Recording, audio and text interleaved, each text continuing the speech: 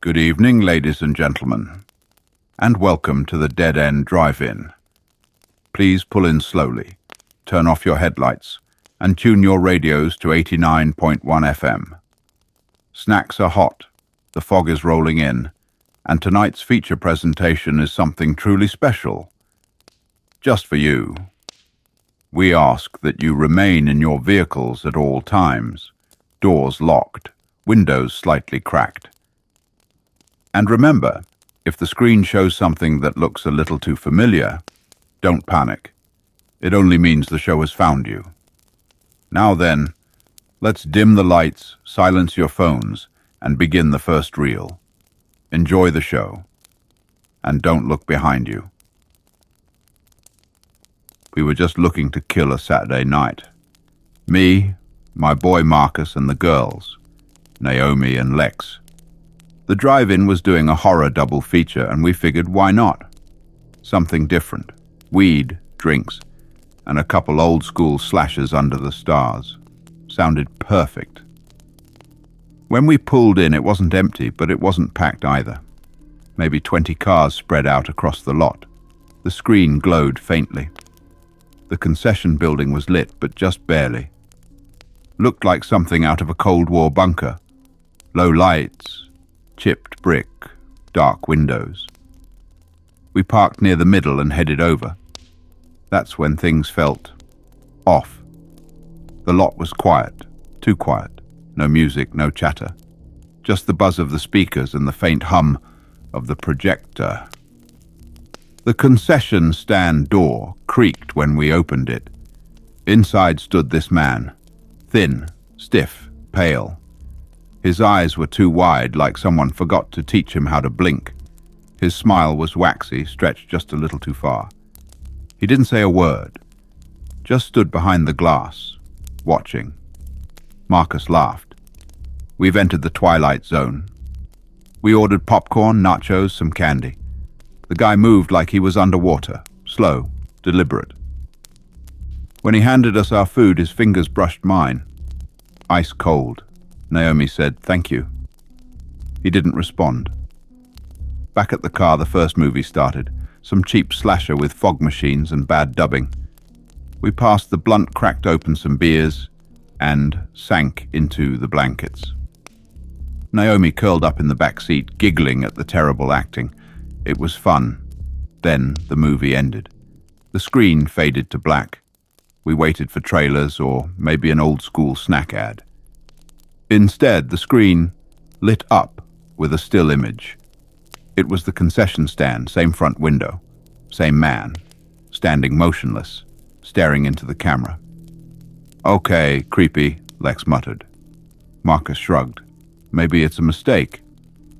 Naomi opened her door. "I gotta pee, be right back." She walked off toward the restrooms. On screen, the man's eyes moved slowly, tracking her. No movement in his head, just the eyes. Lex sat up straighter. "Did you see that?" "I did." And so did Marcus. A moment later, the man stepped back from the glass, slowly, then turned and walked off screen. Then the word intermission appeared in red block letters. The screen went black again. 3 minutes later, the feed returned. Same angle. But now there was blood on his shirt. A dark, fresh smear across the front. "Where the hell is Naomi?" Lex said. "She should have been back by now," I muttered. Marcus stood. "I'll check." We watched him cross the lot, head toward the restrooms. The man on the screen didn't move at first. Then his eyes tracked Marcus, just like before. And once again, he walked off screen. The screen cut back to the intermission title.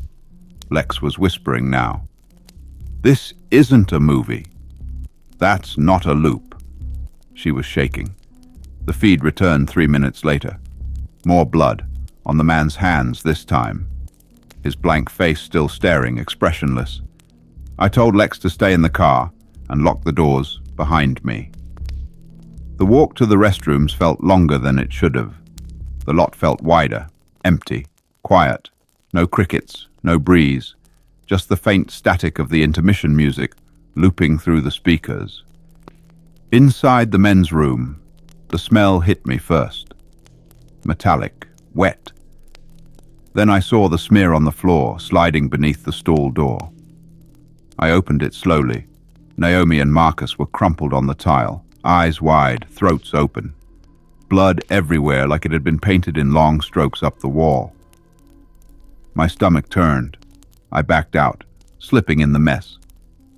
Then I heard it. Footsteps. Slow. Deliberate. Just outside the bathroom door.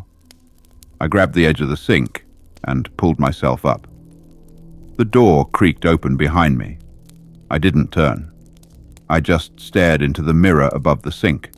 Behind me, the man from the concession stand stood in the doorway, still smiling. Only this time, he was blinking.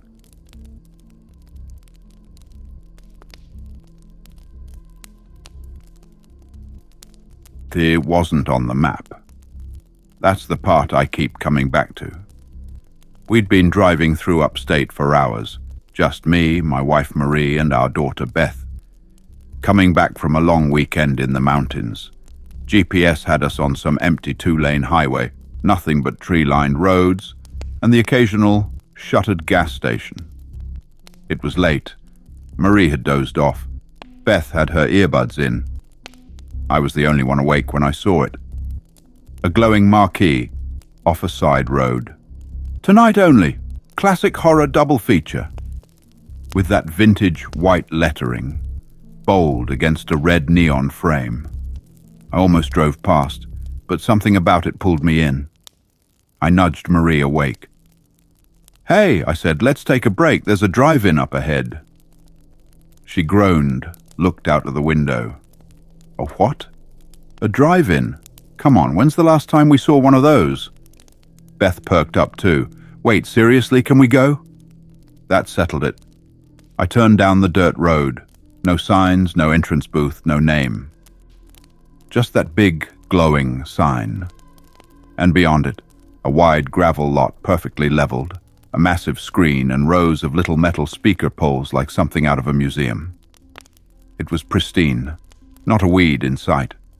The snack shack was gleaming white, chrome-rimmed, lit from within by a soft amber glow. The kind of retro that felt preserved, not restored. We parked in the third row. Beth rolled her window down. Why does it smell like popcorn? Is someone inside? The speakers crackled to life. Welcome, guests.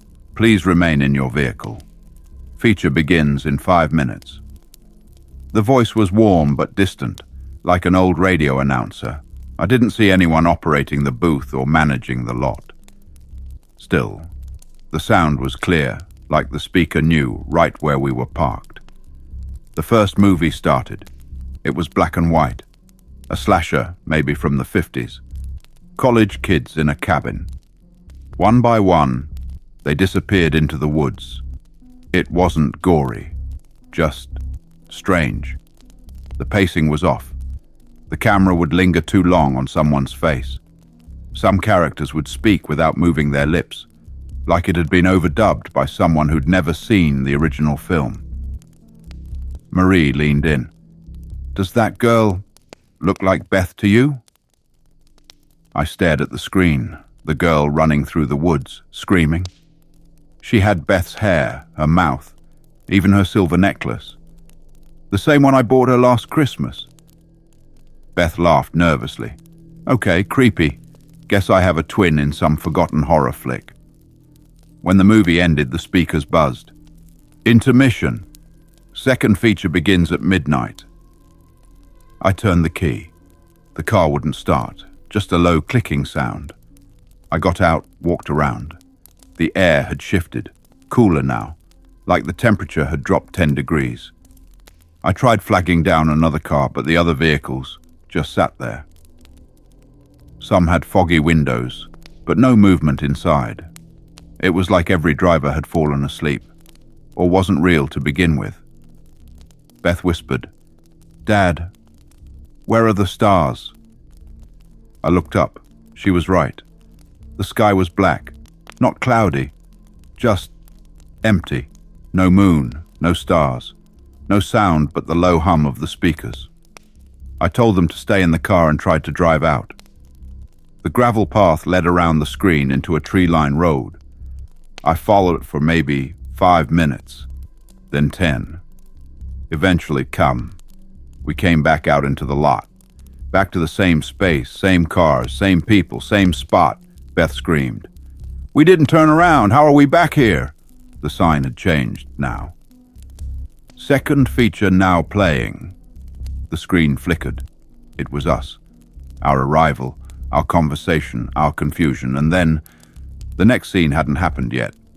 On screen, our car was still parked, but the camera was panning toward it slowly, like it was getting closer from behind. I looked in the rearview mirror. Nothing.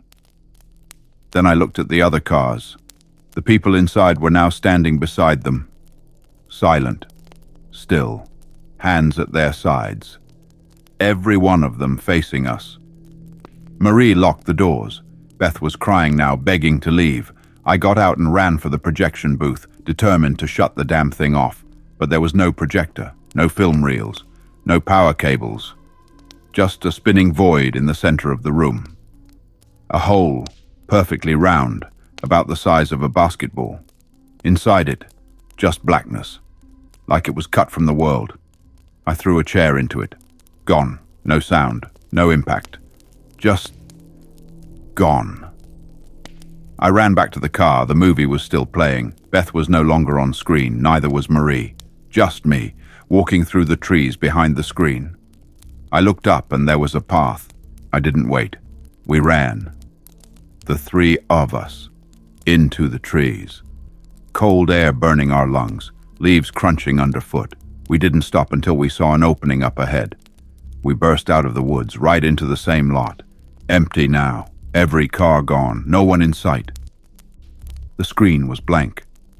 The sky was still starless. And the marquee, it said, "Now showing the lot that wasn't there."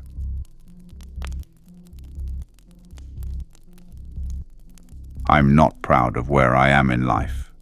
33. Broke. Living in my cousin's basement with nothing to show for my film degree except a box of old scripts and a fading dream of making movies that matter. So when I got a call from a guy named Roy asking if I knew how to run a projector, I said, yes.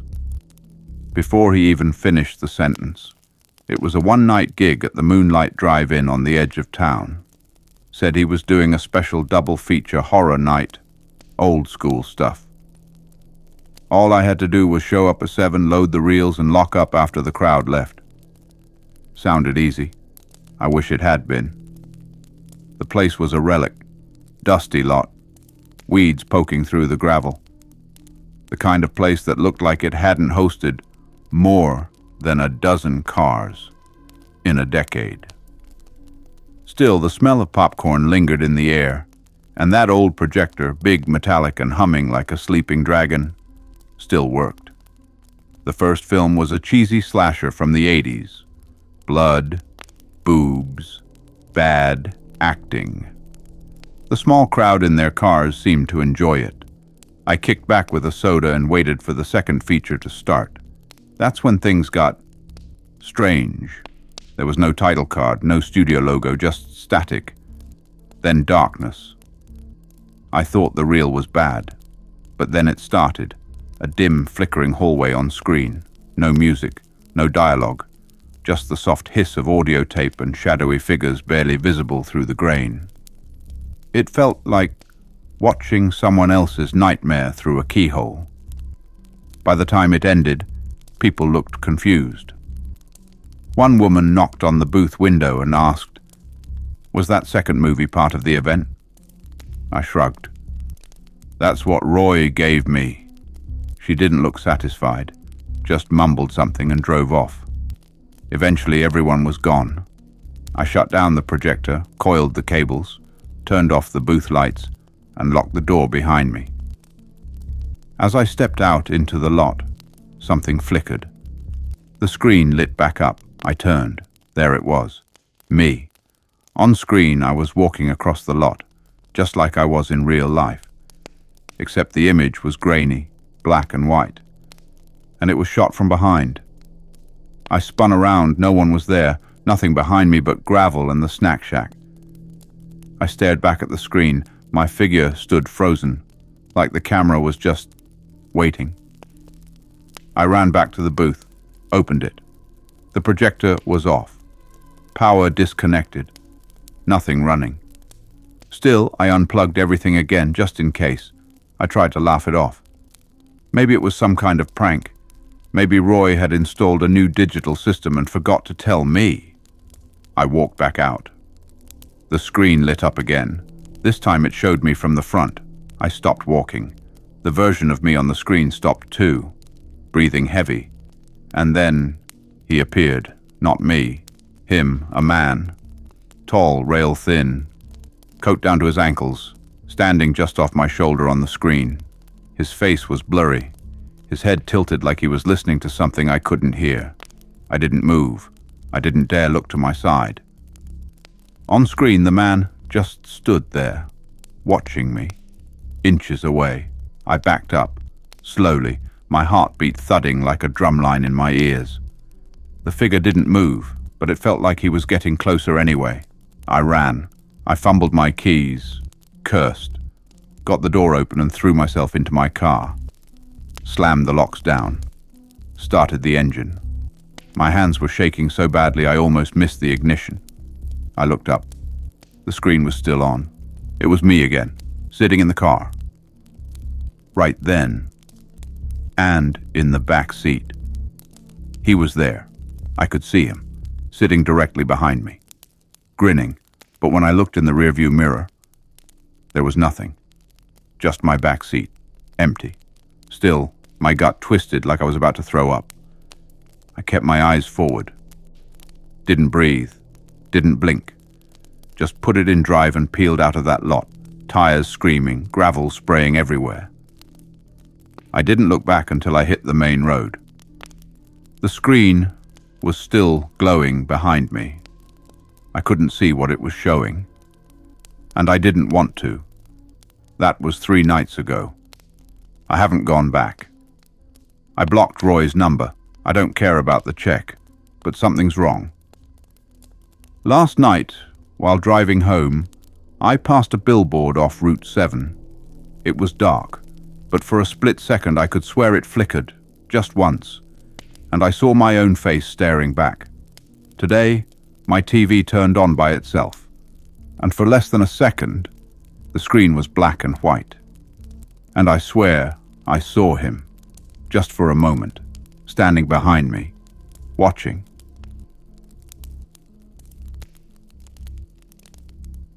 I didn't even want to stop. We were just passing through. Me, my buddy Drew, and our girlfriends Ashley and Tiff. It was supposed to be a weekend in the woods, but the rain ruined everything. No signal, no GPS, no clue where we were. Then we saw it. A glowing drive-in marquee in the middle of nowhere. Dead-end double feature, tonight only. There was no town, no highway signs, just that giant flickering screen in the trees. Dude, Drew grinned, how often do you just stumble across a drive-in anymore? Ashley said it looked abandoned. It wasn't. The screen was lit up with trailers. The gravel lot was full. Not packed, but at least 30 cars lined up, spaced too perfectly, too clean. We pulled into the last row. A tinny speaker box crackled to life beside the car. Welcome, guests. Please enjoy tonight's exclusive horror premiere. The voice was flat, robotic. I figured it was pre-recorded, still gave me chills. The first movie started. It looked like a low-budget slasher. A woman running through the woods, barefoot, crying. Cuts all over her legs, no music, just her breath, her panic. I leaned forward. She looked real, not like an actress. More like someone caught on tape. Drew whispered, "Why does this feel like a snuff film?" Ashley shushed him, but I was thinking the same thing. Then something even worse. Tiff gasped and pointed at the screen. That girl, she said. I swear I've seen her on a missing poster. I turned. She wasn't wrong. The girl's face, the frantic eyes, the choppy hair. I remembered her from a gas station flyer weeks ago. A real missing person. On screen, she was cornered, screaming. The camera didn't cut away when she died. The screen went black. No credits, no music, just silence. The cars around us didn't move. No one left. Then the speaker crackled, "Please remain in your vehicles. Second feature begins shortly." I started the car, tried to leave. Drew cursed. "What the hell? None of these cars are starting." Neither was ours. Then the second film began. The footage was grainier, more erratic. It looked like it had been shot with a shaky handheld, pointed at a couple arguing on a back porch. The guy looked like Drew. I mean exactly like him. Same hoodie, same scar on his eyebrow, same nervous tick where he scratches his temple. Ashley whispered, "That's you. What is this?" Drew leaned forward. "I don't remember this." On screen, Drew got up, walked off camera. The perspective followed him, around a corner. Then we all froze. The camera had turned, and was now aimed directly at us. In the car, watching, Tiff started sobbing. I jumped out, yelling at the other cars, trying to find someone, anyone, but no one moved. Every car was full of shadows. Figures just sitting, staring straight ahead. I ran to the projection booth. It looked empty, but the projector was spinning. No film, just glowing light, like it was feeding off something unseen. Inside, I saw reels stacked on the floor. Each was labeled with a person's name, and each one had a face, Polaroids, taped to the cans, people I didn't know, and a few I did. Tiff, Ashley, me. I grabbed the one with my name, opened it, empty, no film.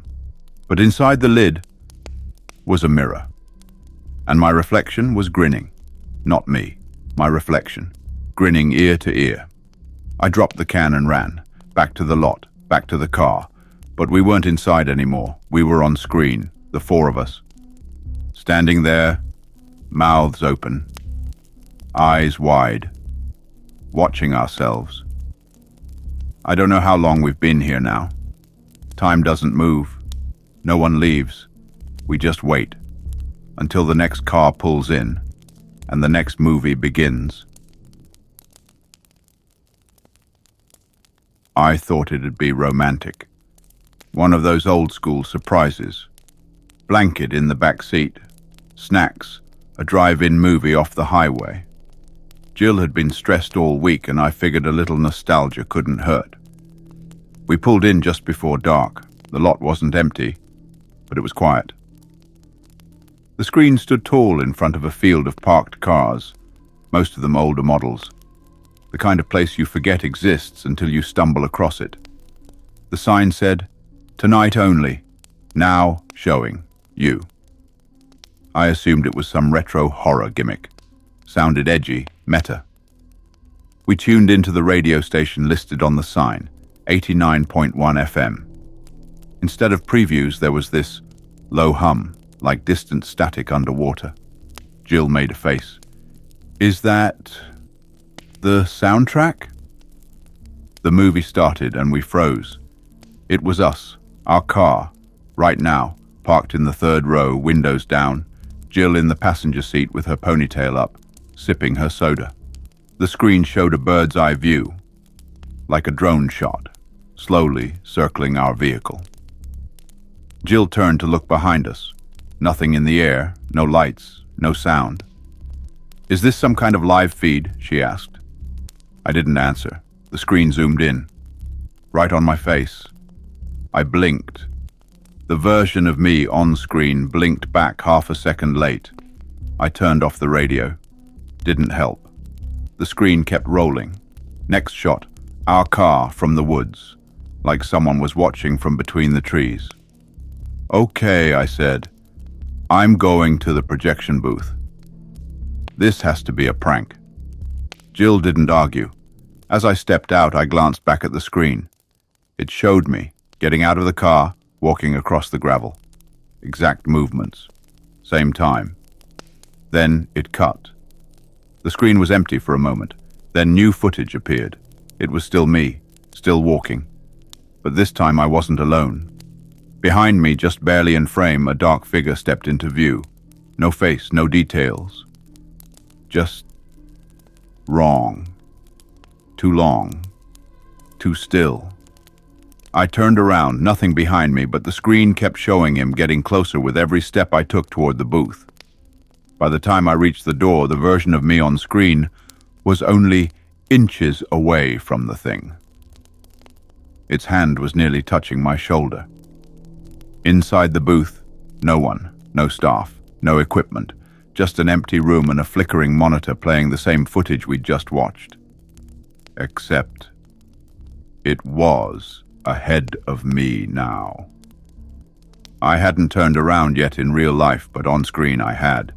I was screaming. Something yanked me backward, cut to black. I bolted, ran back to the car, slamming the door, locking it. Jill screamed when she saw me. "You're back," she said, voice shaking. "It's bleeding." I didn't feel anything, but my shirt was ripped. 3 long scratches already seeping through the fabric. The screen flickered again. Now it showed the inside of our car. United States, frozen, watching. And then just behind Jill's seat, something moved, but when we looked, nothing. The radio came back on by itself, that same watery hum, then a voice, soft and broken. "Don't turn around again. We're still here. Still watching the screen. Still being watched. And we don't know what happens next. Because the movie hasn't ended yet." I thought it'd be a fun detour. Something different. Off the grid. An old-school drive-in with real projectors, tinny speaker boxes, and greasy popcorn. Maya and I had been driving all day. I saw the sign just before sunset. Faded neon letters buzzing over a cracked marquee that read, "The last show tonight only." Sounded dramatic, maybe desperate, but I was in the mood for something weird. Maya just shrugged and said, "Sure, why not?" We pulled in. The lot was empty, just one long screen at the far end, and rows of weeds pushing through broken gravel. The snack shack glowed faintly like a nightlight in a hospital wing. There were no other cars, no projection beam, no sound. "I don't think it's open," Maya said.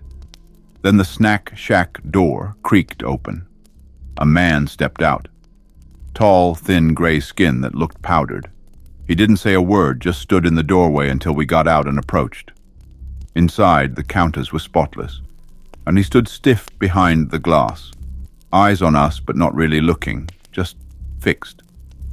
"Popcorn?" I asked. He nodded, made it silently. No smile, no small talk. When he handed it over, his fingers brushed mine. They were ice cold. We went back to the car. I rolled down the window and placed the speaker inside. It crackled to life. "Thank you for joining us. The show will begin shortly." Same voice, flat, mechanical. The screen lit up without warning. Black and white. No opening credits. Just a figure walking down a hallway. The camera followed close behind, too close.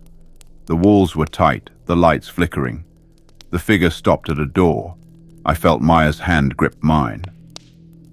"This feels wrong," she whispered.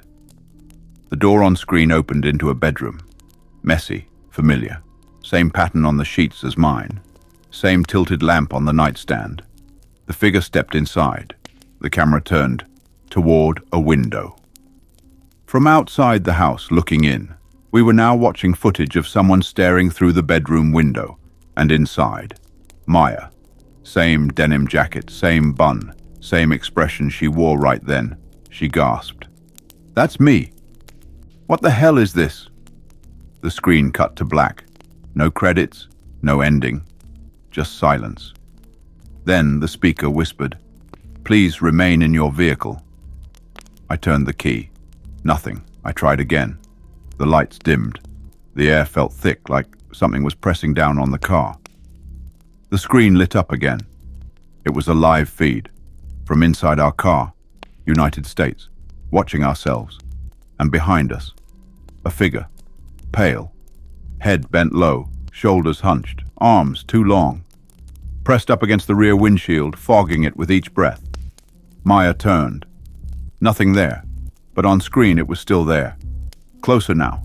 I tried the door. Locked. The speaker buzzed again. "The feature is not over." Maya cried out as the popcorn spilled. The radio flipped on. Static, then a wet, rattling breath. The screen flickered once more. Now it showed the lot. Empty. Just us and the snack shack. The man was standing outside again. Smiling now. Wide. Too wide. I banged on the window, kicked the dash. Nothing worked, the car wouldn't start. My phone had no signal. And the thing behind us, it was in the front seat now, on the screen, right between us, smiling too.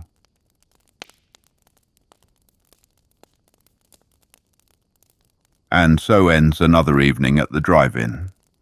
But some say the screen never really turns off.